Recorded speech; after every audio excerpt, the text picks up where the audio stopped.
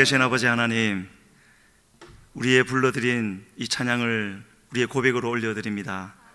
주 예수 오셔서 이 세상을 심판할 바로 그때, 반드시 오게 되어질 그때, 하나님, 우리의 심령은 평안한 자리에 있게 하여 주시옵소서.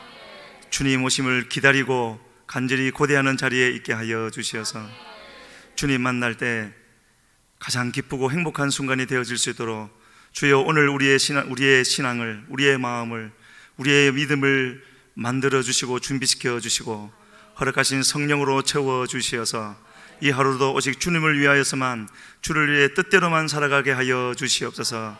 모인 이 예배를 주님이 축복하여 주시옵기를 바라오며 감사합고 예수님의 이름으로 기도드렸습니다. 아멘. 저도 조금 전까지 이 마스크를 쓰고 있다가 벗었는데요, 우리가 이제 원치 않던 이제 마스크가 우리 입에 씌워졌죠. 이게 법의 힘입니다. 법이 만들어지면 어쩔 수 없는 거죠. 근데 앞으로 뭐가 우리에게 더 덮일지 모릅니다.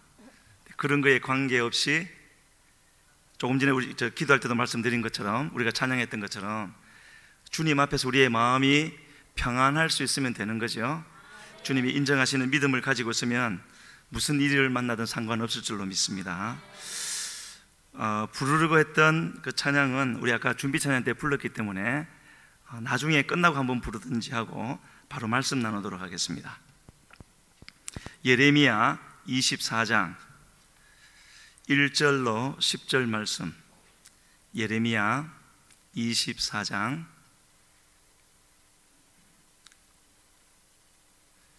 1절부터 10절까지. 우리 찾으셨으면 함께 읽겠습니다. 바벨론의 느부갓네살 왕이 유다 왕 여호야김의 아들 여고냐와 유다 고관들과 목공들과 철공들을 예루살렘에서 바벨론으로 옮긴 후에 여호와께서 여호와의 성전 앞에 놓인 무화과 두 광주리를 내게 보이셨는데, 한 광주리에는 처음 익은 듯한 극히 좋은 무화과가 있고 한 광주리에는 나빠서 먹을 수 없는 극히 나쁜 무화과가 있더라.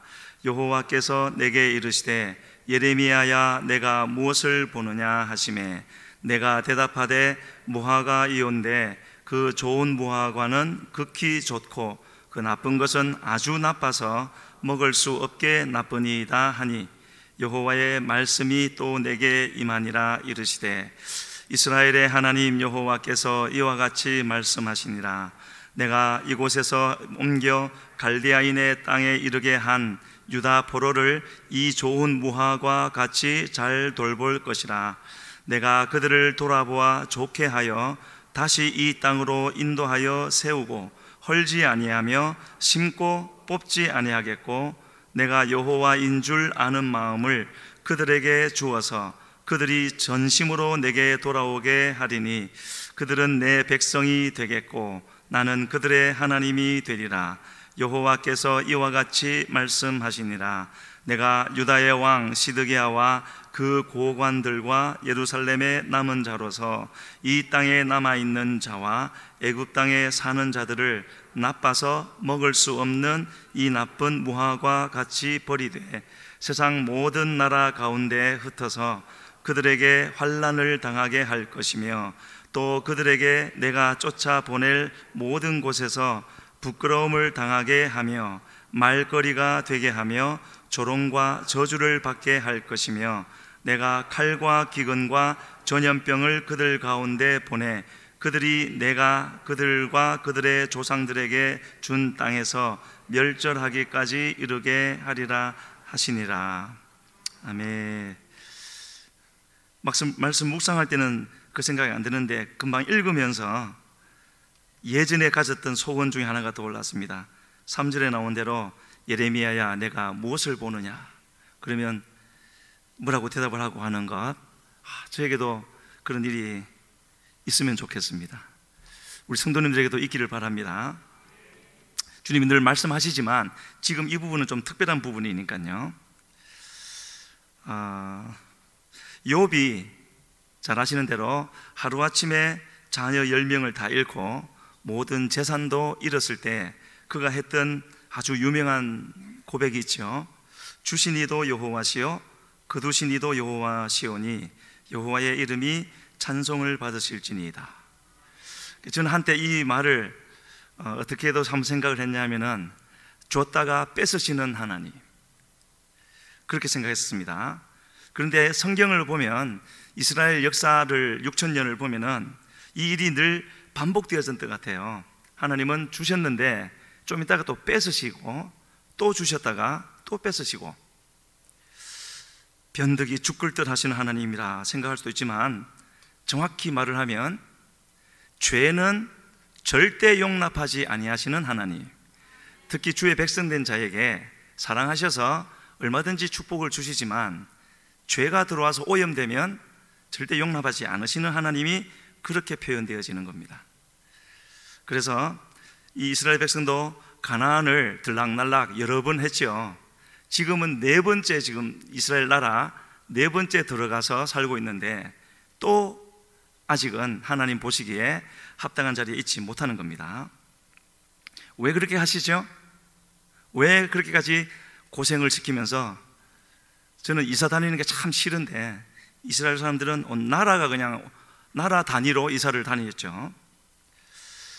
그렇게 하시는 이유는 반드시 이후에 있게 되어질 새 예루살렘에 들어가게 하기 위해서, 하나님이 약속하신 거기는 반드시 들어가야 되기 때문에 중간에 무슨 고생을 하는 일이 있다 할지라도 거기는 반드시 가야 되거든요. 그래서 하나님 그렇게 하시는 겁니다. 2주 전에 오늘과 똑같은 제목으로 말씀을 나눴죠. 이방인의 충만한 수. 오늘은 2편인데 이어지는 내용입니다.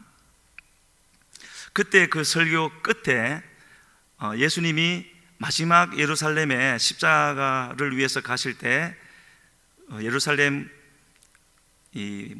외곽에 있는 한 나무, 무화과 나무에서 열매를 찾으셨지만 찾지 못하시고 그 나무를 뿌리까지 마르게 하시는 그 부분을 잠깐 나눴었는데요. 그것은 어느 한 나무를 놓고 하시는 것이 아니라, 그런 것 같으면 성경에 기록될 리가 없는 거죠. 유대인의 그때 당시의 상태를 주님이 그렇게 보여주신 거죠. 그러고 나서 바로 성전으로 가셔서 성전을 청소하셨지 않습니까? 이 두 가지가 같은 거죠. 열매를 맺지 못했기 때문에 성전을 청소하신 겁니다. 같은 것을 말씀하시는 거죠. 이처럼 유대인들은 참으로 이 세상에 어느 누구도 받지 못했던 큰 축복, 선민, 첫 번째 열매라는 그런 은혜를 받았지만, 정작 그 선민에게 첫 번째 열매로 택함 받은 자에게 하나님이 바라셨던, 항상 바라셨던, 지금도 바라고 계시는, 심지어 지금 우리를 향해서도 바라고 계시는 그 열매를 맺지 못했죠.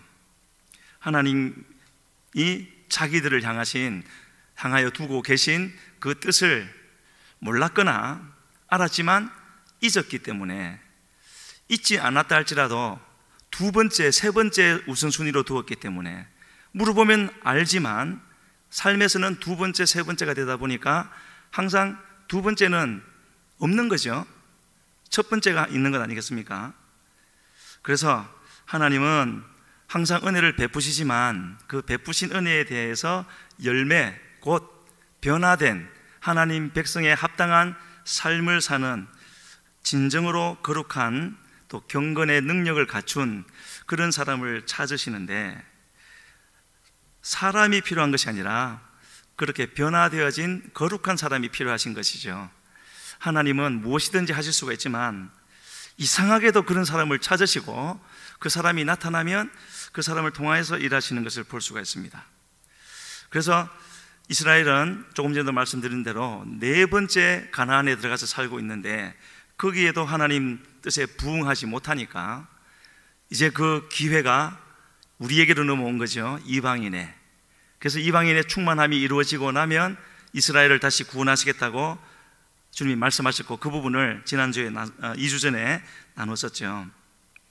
그런데 우리에게로 이 기회가 넘어왔는데, 이스라엘에게서 찾았다가 찾지 못했던 그것을 지금 우리에게서 찾으시는데, 우리에게서도 찾지 못하면 하나님은 돌감람나무인 우리도 아끼지 않으실 것이라고요. 참 감람나무, 원 감람나무도 아끼지 않으셨기 때문에 우리도 이스라엘 수준을 넘어서지 못하면 똑같이 하실 것이다. 죄는 용납하지 않으신다. 그 하나님의 마음을 우리에게 잘 보여주는 구절이 한 군데에 있는데요, 이사야 1장 11절로 15절 말씀 같이 읽겠습니다. 여호와께서 말씀하시되 너희의 무수한 재물이 내게 무엇이 유익하뇨?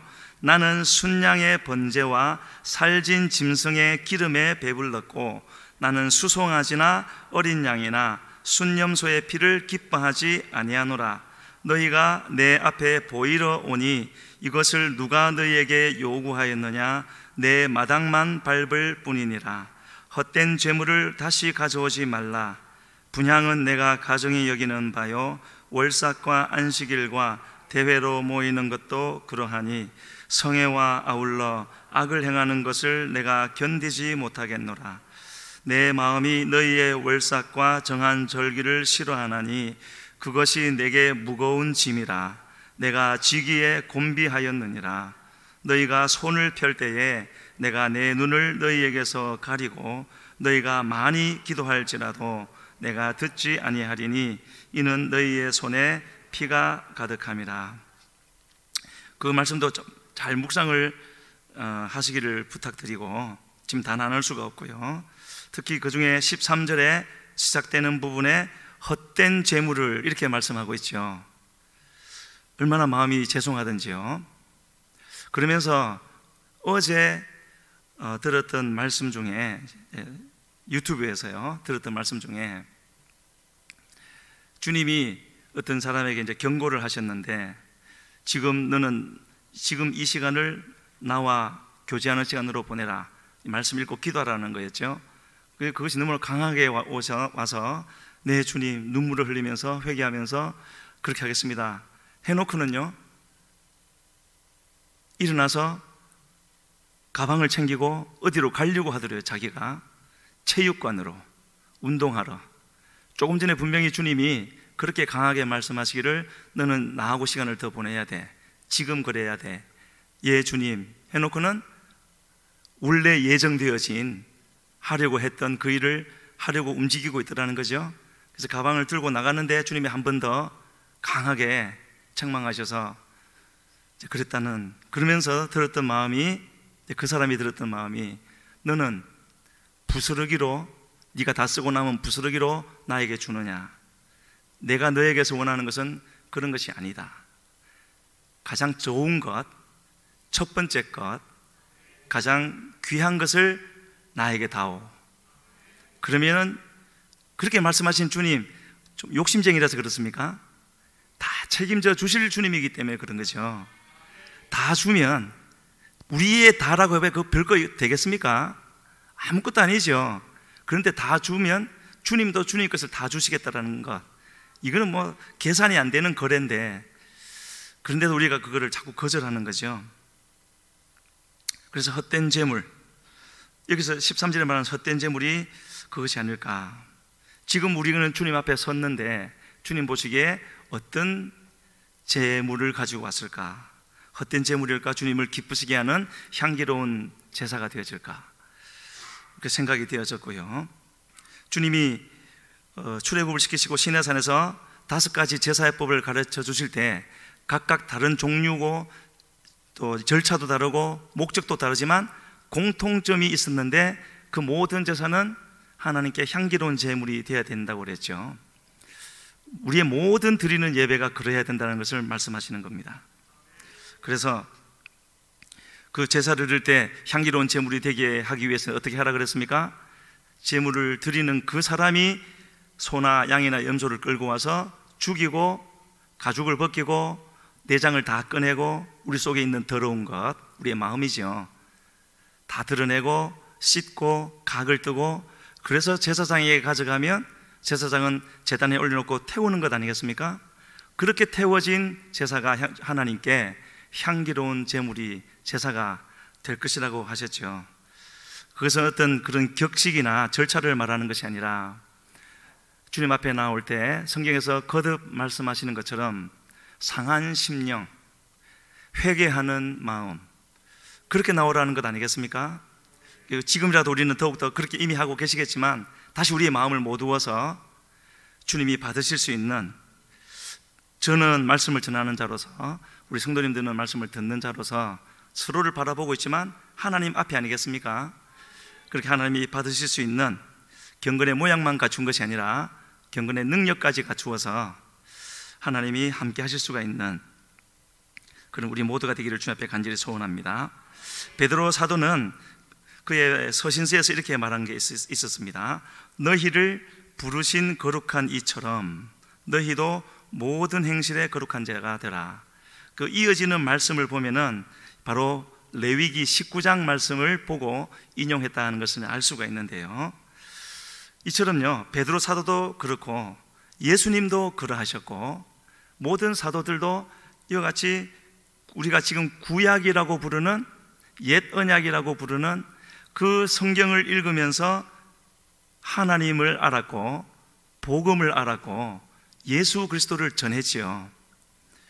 그래서 이 지금 우리가 나누는 이 부분도 절대 옛날 것, 지나간 것, 신약에 뒤떨어진 것, 그런 것이 아니라는 것 이미 알고 계시겠지만 다시 한번 말씀드리고요, 그 분명한 예로 한 구절 찾아보시면 사도행전 28장 23절, 바울 사도의 전도 사역 사도행전 끝부분에 나오는 로마 감옥에 갇혔을 때 그 마지막 장면을 묘사해 주는 부분이죠. 사도행전 28장 23절 제가 읽어드리겠습니다.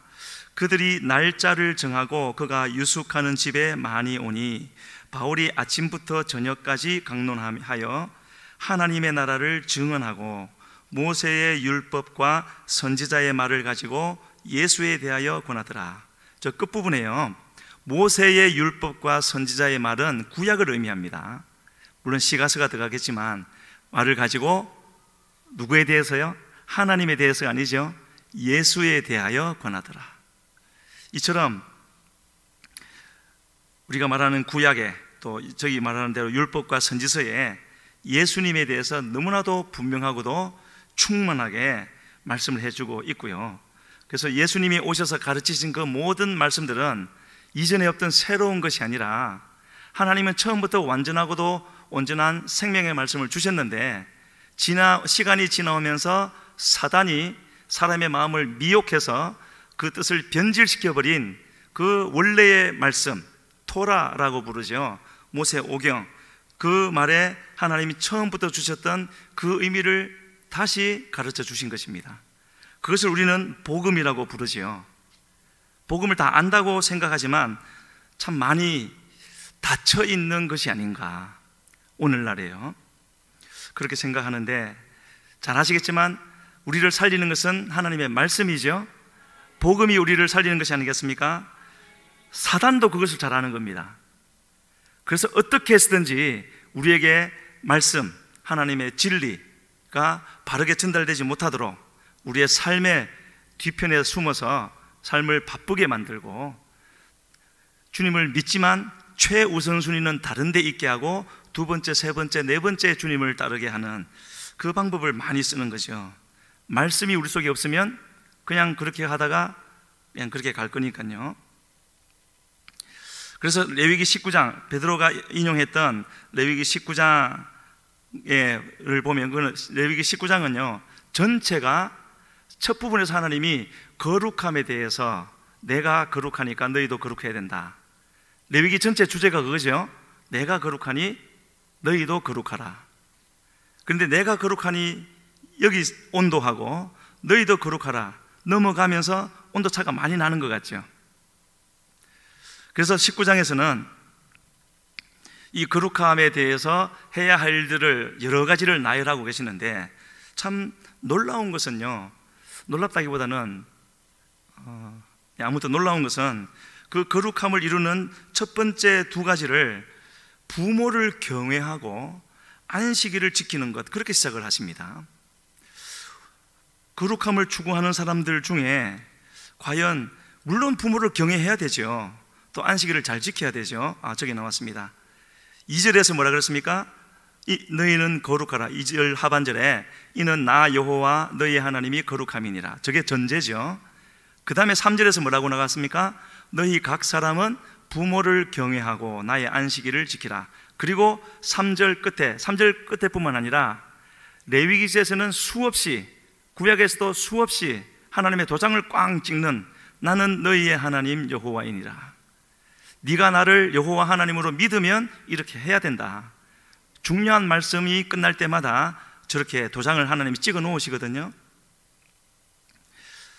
어째서 거룩함을 추구하는 우리 성도님들은 다 하나님 앞에서 거룩하기를 원하실 텐데, 그렇다면 하나님은 우리를 향해서 이렇게 말씀하시는 겁니다. 요거 두 가지만 말씀하시는 것이 아니라 많은 리스트에 올라있는 여러 개 중에 처음 두 개가 이거라는 거죠. 오늘 다 나눌 수는 없으니까요. 그래서 우리는 부모를 경외하고 하는 것을 하나님의 원하시는 거룩을 이루는 것이 될 수 있는 것인가? 여기서 부모를 경외하라고 할 때 경외라는 말은 히브리어로 야레라는 말인데 하나님을 경외하라고 할 때 쓰는 말입니다. 그러니까 부모를 경외하는 것 자체가 거룩해진다는 것은 아니죠. 안 믿는 사람도 효녀들 많지 않습니까? 그 사람들 거룩해지진 않습니다. 좋은 사람은 되겠지만은요. 그런데 여기서 이 말씀의 의미는 부모를 경외하되 이렇게 말씀하신 하나님을 기억하고 부모 때문은 못하더라도 하나님 때문에 부모를 경외하라는 거죠. 그것이 바로 우리를 거룩하게 만든다라고 말씀하시는 겁니다. 거룩한 것을 그냥 관념적인 것로만 생각하는 교회에서는, 사람들로서는 이것은 맞지 않는 것이라고 생각하기가 쉽겠죠.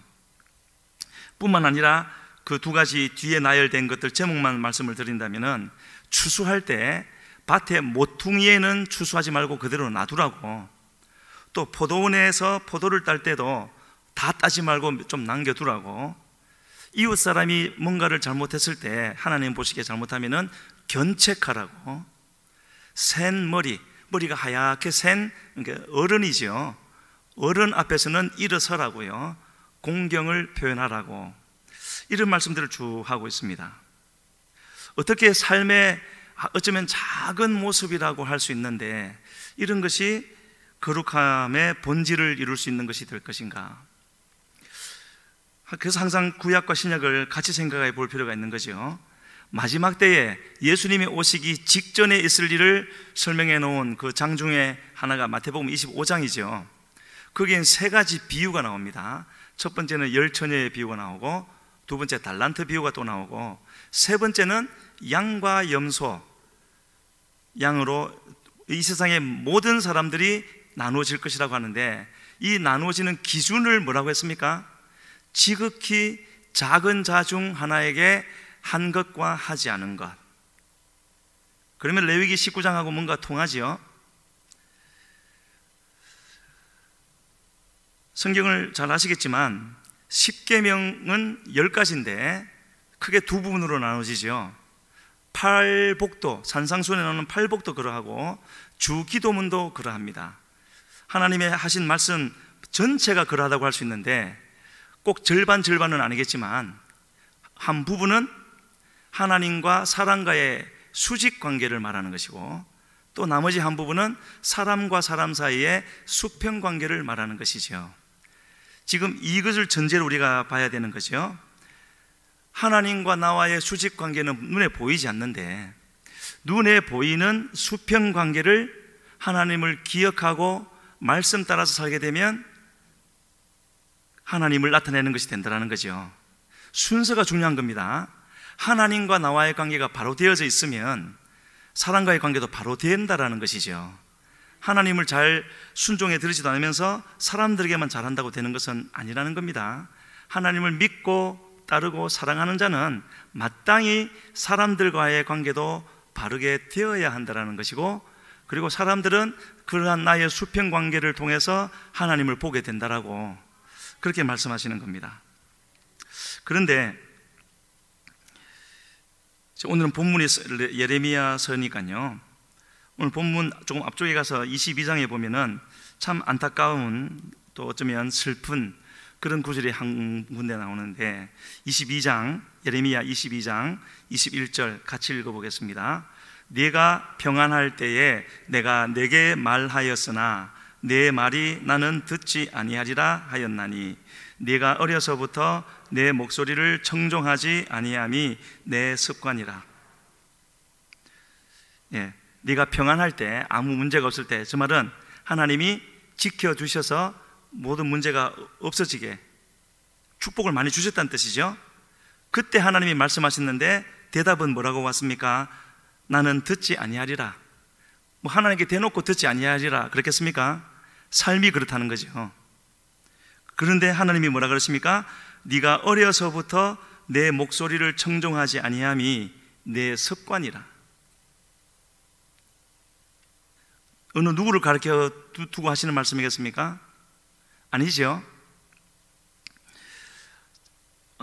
지난 주인가 새벽 예배 때 한번 말씀드렸지만 이스라엘 백성이 마침내 시내산에서의 그 장엄한 1년여간의 기간을 마치고 말씀을 받고 성막을 세우고 범어도 당당하게 가나안을 향해서 출발을 했는데 정확히 얼마 걸리는지 알 수 없지만 가데스 바네아까지 아마 한 서너 달 걸렸을지 모르겠습니다. 10하루면 가는 길이었는데 많은 사람이 가니까 충분히 잡아서 넉넉히 잡아서 몇 달 걸렸다 치고요. 가데스 바네아에 도착했고 12정통권이 갔다가 돌아왔을 때 아낙 족속 때문에 못 간다고 했을 때 하나님이 진노하시면서 하신 말씀이 그 몇 달 동안에 이 이스라엘 백성들이요 10번을 거역했다고 그럽니다. 광야 40년 동안이 아니고요, 시내산에서 가데스 바네아에 오는 그 몇 달 동안에 10번. 그리고요 시간을 좀 많이 지나서, 그때로부터 얼마나 지났다고 해야 되겠나요? 한 400년 더 지나서 사무엘이 늙어서 이제 나이가 들었을 때 왕을 요구하죠. 그래서 사무엘이 하나님께 앞에 가서 투정하듯이 했을 때 하나님의 말씀이 무엇이었습니까? 너한테 그런 게 아니야. 그들은 애굽에서 나오는 그날부터 지금까지 400년 동안 항상 그들의 행위가 그랬어. 너를 버린 게 아니라 나를 버린 거야. 그렇게 말씀하셨죠. 그 말씀을 이 예레미야서 22장, 예레미야는 또 한참 더 뒤에 아니겠습니까? 그때로부터 한 또 400년 뒤지요. 그때 이르시기를 내 목소리를 청종하지 아니함이 내 습관이라. 이스라엘 백성들을 두고 하시는 말씀이겠습니까? 1차적으로 그렇지만 지금 우리를 두고 하시는 말씀이죠. 우리는 지금 어떠한 자리에 있는가?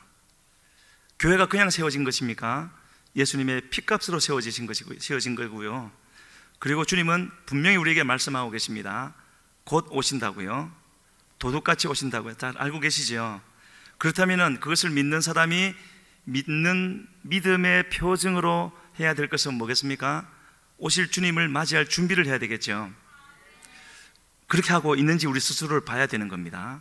제가 우리 성도님들을 탓하거나 책망하거나 하겠습니까? 우리 각자가 하나님 앞에서 돌아봐야 되는 거죠.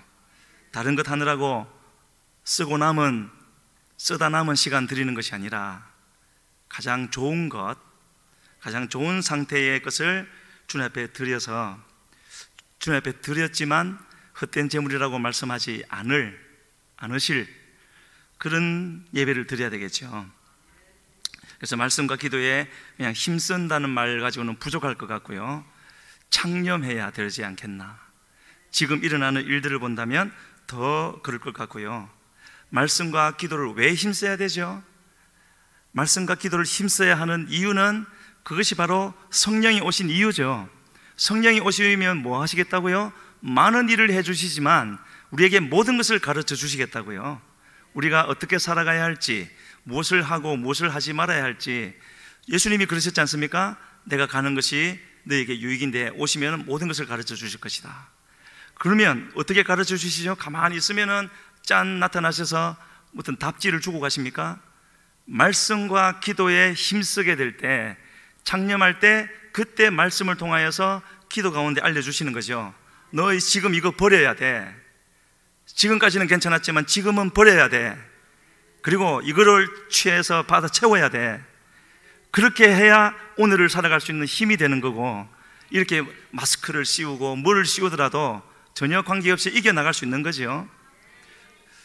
그렇게 하고 있는지를 이제 봐야 된다는 겁니다.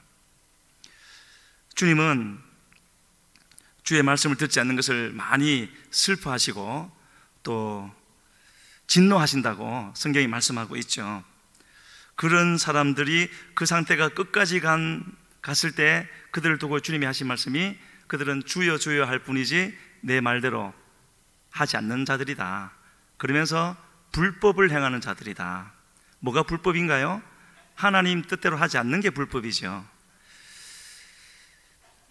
내 목소리를 청종하지 아니함이 내 습관이라. 이제 이렇게 말을 하면은요, 각자에게 다르게 적용이 되겠지만 각자가 다 약한 부분이 있지 않습니까? 하나님은 지금 그거 고치라고, 버려야 할 것이면 버리라고, 채워야 할 부분이 비어 있으면 채우라고요. 절대로요, 죄가 우리 속에 있어서도 안 되는 거지만 동일하게 우리 속에 하나님의 말씀으로 채워져야 할 그 자리가 비어 있어서도 안 되는 겁니다. 비어 있으면 그게 비어 있습니까? 악한 것이 들어오죠. 그래서 하나님은 이사야를 통해서 이러한 심정을 우리에게 말씀하셨고, 예수님도 그것을 여러 번 인용해서 우리에게 말씀하셨습니다. 이사야 29장 13절 같이 읽겠습니다. 주께서 이르시되 이 백성이 입으로는 나를 가까이하며 입술로는 나를 공경하나 그들의 마음은 내게서 멀리 떠났나니 그들이 나를 경외함은 사람의 계명으로 가르침을 받았을. 거기에 말씀에 입술로는 나를 공경하나 그들의 마음은 내게서 멀리. 입술의 말씀의 온도와 마음의 말씀의 온도가 다르다는 거죠. 말로는 그렇게 하지만, 그래서 왜 그렇게 온도가 다른가? 저 끝에 나와 있는 대로 사람의 계명으로 받았기 때문에, 사람이 가르치니까 사람의 계명으로 아멘으로 받지만 실제로는 사람의 말로 받는 거죠. 그래서 입술로는 하지만 마음으로는 하지 주님으로부터 멀리 있다고요. 입술과 흔히 우리 머리와 가슴의 거리가 실제로는 30cm, 50cm밖에 안 되지만 아주 멀다고 하는데, 지금 똑같은 말을 입술과 마음의 거리라고도 생각해 볼 수가 있는 겁니다. 사람의 계명으로 받는다면요, 하나님의 판단 기준은 어디에 따르는 거겠습니까? 마음이 변화되어져서 삶이 변화되어지는 거죠. 아는 것으로 말하는 것이 아니고요. 그래서 하나님이 첫 열매인 선민으로 선택하신 이스라엘에게서 찾으셨던 그 경건의 열매는 다른 것이 아니라 바로 이와 같이 세상 사람과 전혀 다른 것이 없는 다 죄인이었지 않습니까? 하지만 택하시고 구원해 놓으시고 그때부터 선민으로 만들어 가시는 거였죠. 만들어서 이거야, 이렇게 살아야 돼 하고 모델로 세우시겠다라는 것 아니었습니까? 그런데 그게 안 된 거였죠. 그렇게 되지 못한 그들에게 하나님이 오늘 읽으신 본문에 예레미야 24장에서 두 광주리에 있는 무화과로 보여주신 겁니다. 아까 읽으셨죠? 첫 번째 광주리에는 뭐가 있었다고요? 극히 좋은 무화과, 포도에 대해서는 극상품, 이런 표현을 쓰신 데가 있죠. 같은 뜻일 것 같습니다. 그게 한 광주리에 있었고, 또 한 광주리는요, 나빠서 먹을 수 없는 무화과, 그렇게 말씀을 하고 있죠. 이 말씀, 특히 이제 첫 번째 광주리, 처음 익은 듯한 극히 좋은 무화과. 사실 무화과는요, 처음 익은 것은 그렇게 안 좋다 합니다. 저는 농사를 안 지어봤지만은요, 처음 나서 익은 것보다 그 다음에 두 번째로 나는 게 더 좋은 법인데, 하나님은 이렇게 말씀을 하고 있죠. 이제 무슨 뜻이 있는 거죠. 그래서 아까 우리 읽으신 말씀대로 보면은 유다가 망할 때 그 중에 일부는 남았고 또 일부는 바벨론으로 끌려갔죠. 어디가 좋은 무화과라고 말씀하셨습니까? 포로가 되어서 끌려간 사람들을 좋은 무화과, 광주리라고 하셨고, 남아 있어서 유다 땅에 있는 사람들을 나빠서 먹을 수 없는 무화과인데 이들을 흩어버렸을 것이라고요. 포로로 끌려간 이 사람들은 잘 돌보아서 뽑지 않고 다시 세워서 돌아오게 하실 거라고요. 그렇게 해서 돌아온 것이 세 번째 가나안에 들어간 거였는데, 또 그 다음에 아예 나라가 망하고 2000년 동안 흩어졌다가 지금 이스라엘은 또 네 번째 지금 가나안에 가 있는 거 아니겠습니까? 이 일은 이스라엘에게 있었던 2000년 전에 2000수백 년 전에 있었던 그 일만 의미하는 것이 아니라 마지막 때에 있을 그 일을 함께 보여주시는 거죠. 그래서 그 의미를 좀 더 살펴보려면 호세아 9장 10절 말씀을 우리 같이 읽고 나누겠습니다. 시작. 옛적에 내가 이스라엘을 만나기를 광야에서 포도를 만남같이 하였으며 너희 조상들을 보기를 무화과 나무에서 처음 맺힌 첫 열매를 봄같이 하였거늘 그들이 바알볼에게 가서 부끄러운 우상에게 몸을 들이므로 저희가 사랑하는 같이 가정하여. 어느 때를 말씀하시는 것 같습니까? 출애굽할 때를 말씀하시는 거죠. 그때 어떻게 이스라엘을 보시는 하나님의 그 심정이 어쨌다고요? 광야에서 포도를 만난 같이. 얼마나 기쁘겠습니까? 그 먹을 것 없고 마실 것 없는 더운 광야에서 포도를 본다면은요. 그리고 무화과 나무에서 처음 맺힌 첫 열매를 봄같이 얼마나 기쁘다는 것을 그렇게 표현하셨죠. 그랬던 그들인데 그들이 어쨌다고요? 바알볼에게 가서 부끄러운 우상에게 몸을 들이므로 가증해졌다고요. 그래서 하나님은 아마도 이 앞부분, 지금 호세아 9장 10절의 뒷부분 말고요, 앞부분 광야에서 포도를 보고 또 무화과나무에 처음 열을 맺힌 것, 출애굽의 상태를 그렇게 보신, 그거를 우리가 조금 전에 봤던 그 말씀에서 말씀하신 것 같고, 사실 이 부분을 좀 더 이해를 하려면요, 출애굽할 때의 이스라엘의 상태가 어땠는가, 한 가지 질문을 드리겠습니다. 애굽에 살던 모든 이스라엘 사람들이 다 출애굽을 했겠습니까? 알 수 없죠. 성경은 말씀하고 있지 않습니다. 다만 우리가 추정할 수 있는 것은 나온 사람은 전부 어떤 사람들이라고요? 믿음을 가진 사람들이 나온 거죠. 하나님이 어린 양을 잡아서 문 좌우와 위에 피를 바르라는 말씀을 들었을 때 그렇게 하면 구원받는다는 믿음이 있는 사람들만 했겠죠. 그리고 그 사람들은 나왔을 겁니다. 만약에 그것을 믿지 않아서 바르지 않았다면 못 나왔겠죠.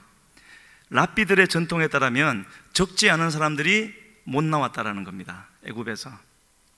그런데 출애굽기 12장 37절에 보면은 이스라엘 사람만 나온 것이 아니라 수많은 잡족이 같이 나왔다 그랬죠. 이전 성경에는 중다한 잡족, 이 개역 개정에는 수많은 잡족, 영어로는 many other people이 나왔다고 했는데 적지 않다라는 거죠. 바로 이 모습이 주님이 말씀하시는 그것이 아니겠는가. 처음부터 끝까지 하나님의 뜻은 타락한 이후에요. 타락하기 전에는 그렇지 않겠지만 타락한 이후로 하나님이 이 땅을 향하신 뜻은 처음부터 끝까지 모든 사람이 구원을 받는 거죠. 그렇기 때문에 첫 열매로 이스라엘을 택하신 것 아니겠습니까? 다 구원하기 위해서. 그런데 그 구원의 시작점에서 이 이스라엘이 나오는데 비록 이스라엘 중에서도 나오지 않은 사람이 있었지만 많은 중다한 수많은 사람들을 데리고 나왔다고요. 이스라엘을 인하여서도 기뻐하셨겠지만 이 장면을 보고 하나님이 얼마나 기뻐하셨겠습니까? 저는 이번 설교 준비하기 이전까지는 이 따라 나오는 수많은 잡족들의 의미를 어떻게만 생각했냐면은 조금 있다가 시내산에서 출발해서 가나안으로 갈 때 첫 번째 진을 친 곳에서 기브롯 핫다와 탐욕의 무덤, 거기서 먹을 것 때문에 욕심을 일으키는 원인으로 그게 언급되어지죠. 그렇게만 생각을 했었습니다. 근데 이번에 말씀 묵상할 때 이거는 하나님이 기뻐 받으시는 큰 열매들이었구나 하는 것, 그 수많은 잡족 중에 우리가 너무나도 좋아하는 갈렙이 들어있는 거죠. 그래서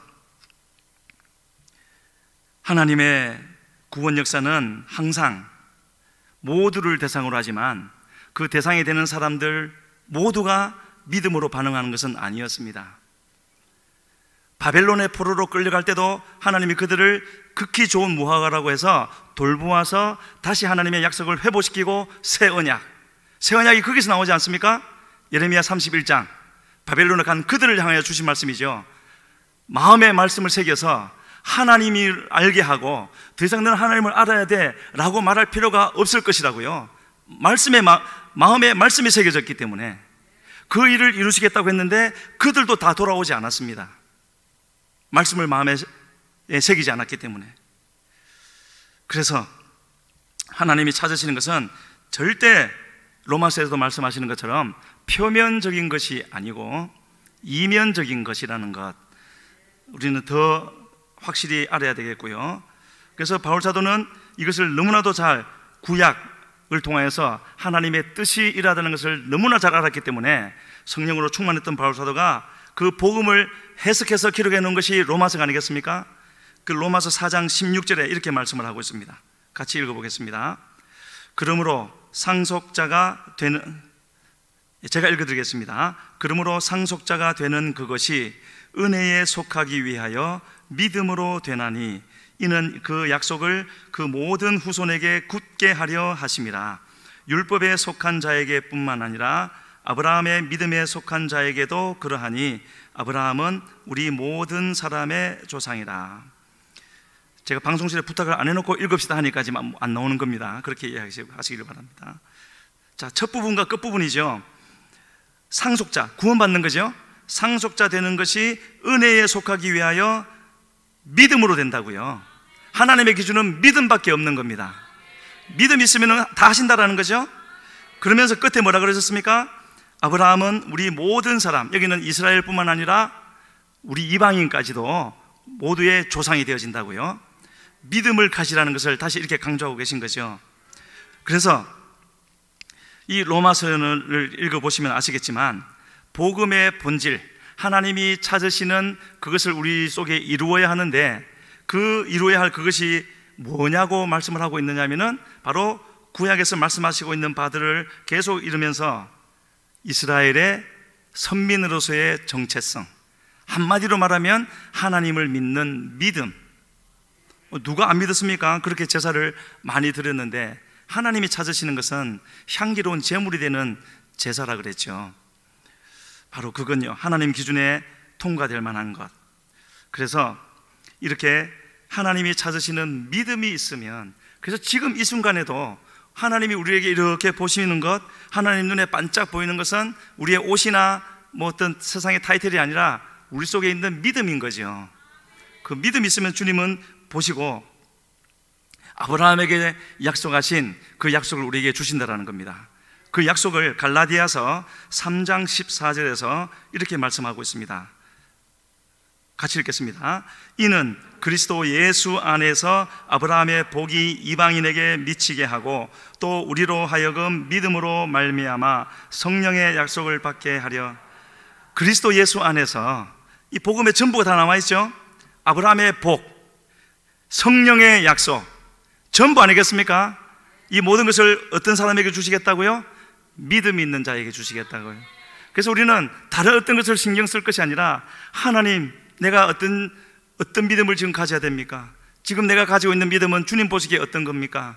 하고 계속 주님 앞에 나아가고 말씀을 통하여서, 기도를 통하여서 나를 보여주시옵소서, 나를 고쳐주시옵소서, 그렇게 하면서 가면 되는 거죠. 세상이 어떻게 변화가든 사실은 그거는 우리가 염려하지 않아도 되는 부분이 아니겠습니까? 왜냐하면 그렇게 될 것이라고 성경이 말씀하셨기 때문에 일어나야 될 일은 일어나야 되겠죠. 다만 일어나야 될 일이 아님에도 불구하고 교회가 하나님 앞에 잘못해서 일어나는 어둠에 대해서는 우리가 다시 믿음을 회복해서 물리쳐야 되는 것이지만, 하나님의 때가 되기 위해서 일어나리라고 주님이 약속하신 그것은 반드시 일어나야 되는 것입니다. 다만 그 일어나는 일 가운데서 하나님 보시기에 어떤 자리에 있는가, 이게 중요한 거죠. 그래서 하나님은 이 두 가지, 아브라함에게 주신 복, 성령의 약속을 끊임없이 이스라엘에게 또 우리에게 주시는데, 이스라엘은 또 우리는 계속해서 그 복을 놓치는 거죠. 우선순위를 잘못해가지고요. 하나님의 뜻은 다른 복잡하고 큰 것이 아니었습니다. 우리를 세워서 또 다른 사람을 주님께로 데려와서 하나님의 백성으로 만드는 것. 그래서 이사야 42장 6절로 7절에서 그것을 우리에게 분명히 말씀하시는데요, 우리의 삶의 목적으로 삼아야 될 줄로 믿습니다. 같이 읽습니다. 나 여호와가 의로 너를 불렀은즉 내가 네 손을 잡아 너를 보호하며 너를 세워 백성의 언약과 이방의 빛이 되게 하리니 내가 눈먼 자들의 눈을 밝히며 갇힌 자를 감옥에서 이끌어내며 흑암에 앉은 자를 감방에서 나오게 하리. 성경에 감방이라는 말도 있는 줄 몰랐습니다. 너무나 기대되고 사모되고 하는 말씀이지만 또 그렇지 못한 모습에 죄송하기도 한 그런 말씀이죠. 6절에서 뭐라 그랬습니까? 우리를 넣어야 되죠. 너를 세워 백성의 언약과 이방의 빛이 되게. 우리는 하나님의 언약을 전해주는 사람이 돼야 되고 어두움에 있는 그들에게 빛이 돼야 되는 거죠. 그렇게 되면 무슨 일이 있을 것이라고요? 눈먼 자들의 눈이 밝혀지고 갇힌 자들이 감옥에서 이끌어내고 감방에 있는 사람들이 나오게 될 것이라고요. 그들의 영이 주님께로 돌아오는 걸 말하지 않겠습니까? 이런 것을 우리의 기도 제목으로 삼아야 되겠죠. 그리고 그것이 소원이 되어져 있다면 우리 삶을 바꾸게 될 겁니다. 주님이 오셔야 되니까요. 그런데도 이스라엘은 그렇게도 말씀하시는 하나님의 그 뜻을 알지 못하여서 독한 선민의식에 갇혀가지고요, 자기들만 구원받는 줄 알고 있었기 때문에 이방 구원의 열매를 맺지 못했고, 왜 그렇겠습니까? 말씀이 그들 속에 없었기 때문입니다.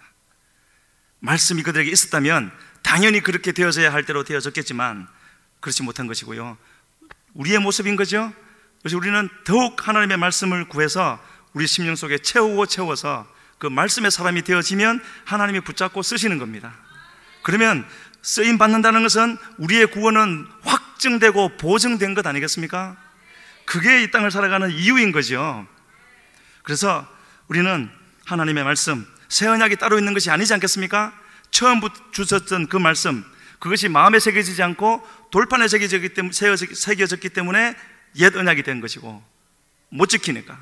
그러나 그것이 마음에 새겨져서 내 삶 정체성이, 마음 자체가 바뀌어서 그냥 하나님의 그 말씀이 좋아지고 그렇게 되는 것이 새 언약인 것이죠.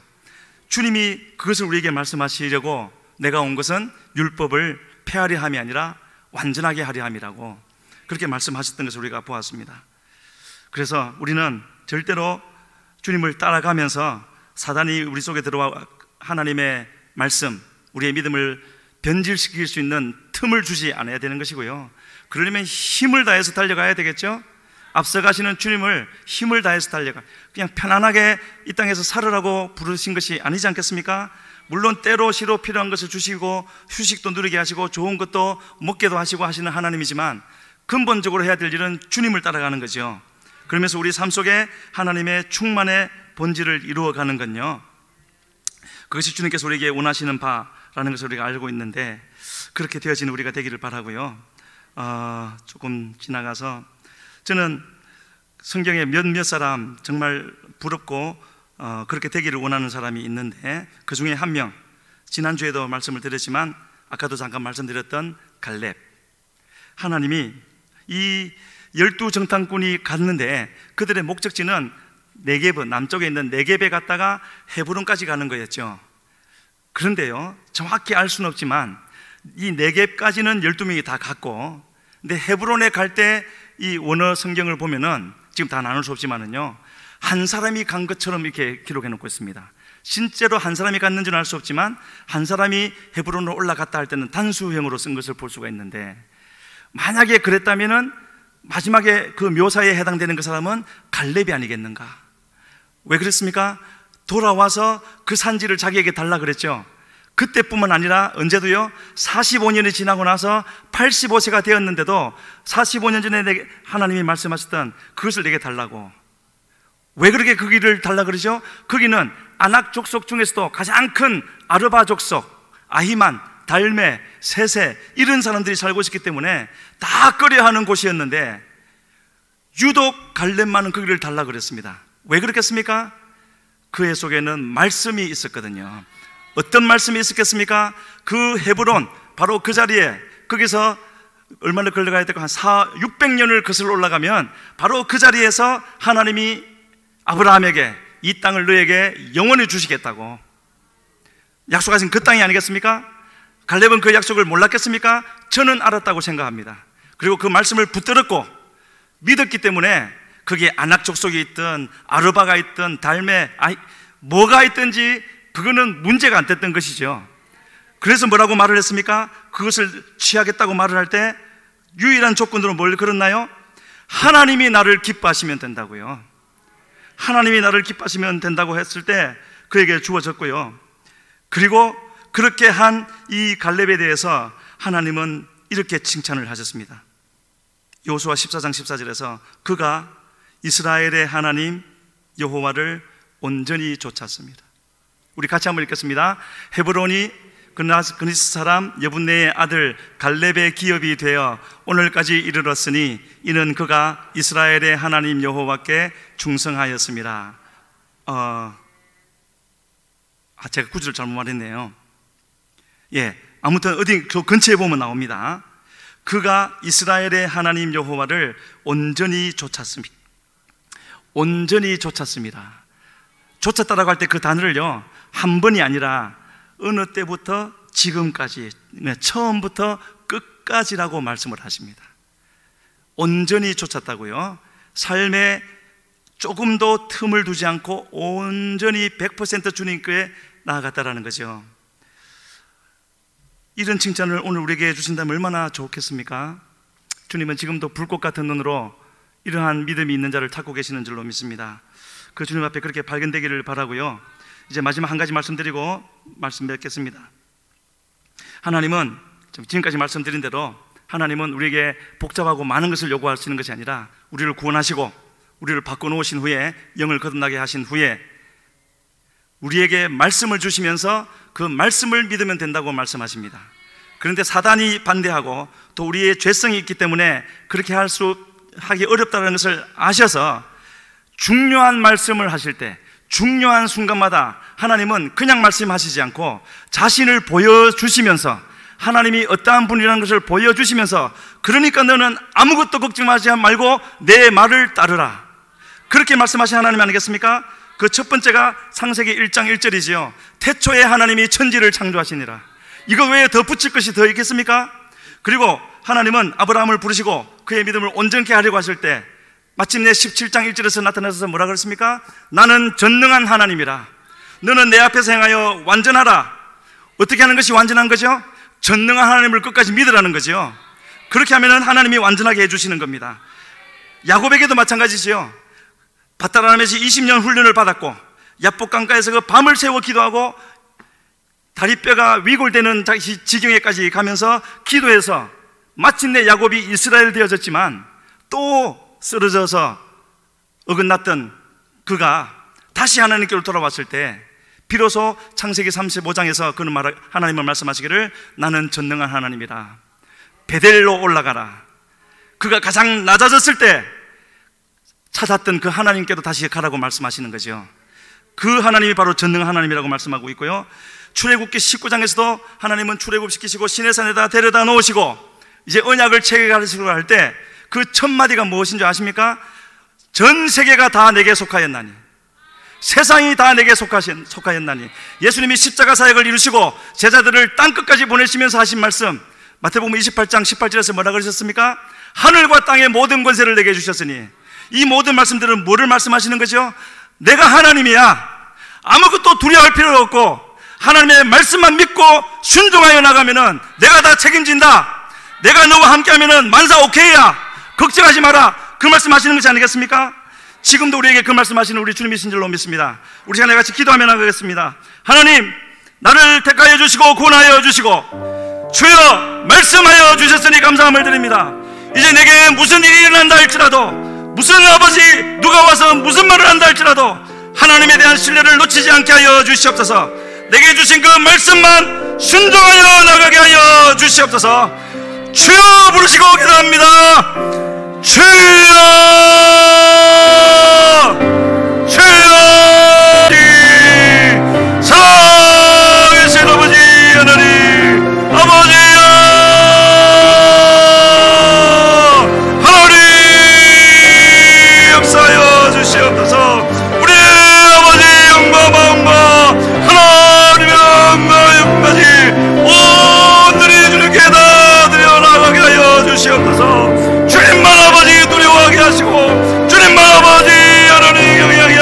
주시어서 주여 나를 어떤 것도 두려워하지 않으므로 하나님 주님에게서 끝나지 아니하도록 우리 주님 지켜주시고 붙잡아 주시기를 우리 주님 앞에 간절히 빌고 원합니다. 주여 도와주시옵소서. 한 번 더 기도하겠습니다. 하나님, 이 어두운 때에 주님께서는 믿음 있는 성도를 찾으시는 줄 믿습니다. 믿음 있는 교회를 찾으시는 줄